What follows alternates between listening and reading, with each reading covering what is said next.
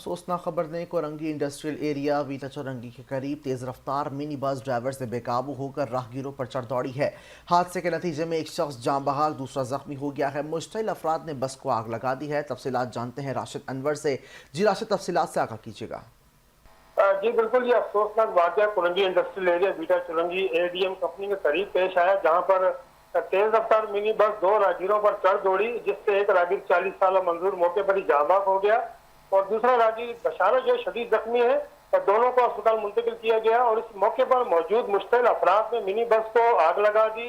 یہ واقعات اکثر اس روڈ پر ہوتے رہتے ہیں۔ اس کی بنیادی وجہ میں آپ کو بتاتا چلوں کہ منی بسوں کا ایک ٹوکن ٹائم ہوتا ہے، ان کو اپنے مقررہ ٹائم پر جو ہے اپنی منزل مقصود پر پہنچنا ہوتا ہے، جس کی وجہ سے ڈرائیور اپنے 1-2 منٹ بچانے کے لیے اپنی راہ میں آنے والے کسی بھی راہگیر کو کچلنے میں دیر نہیں کرتے۔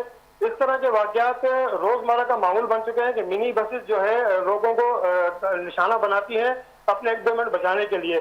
تیز رفتاری کے اوپر کوئی ایسا قانون بنانا چاہیے۔ آپ دیکھ رہے ہیں کہ آئے روز یہ حادثات ہوتے رہتے ہیں، ڈمپر، ٹرالے اور تیز منی بسیں جو ہے نا یہ ٹھیک ہے، تفصیلات کے لیے شکریہ۔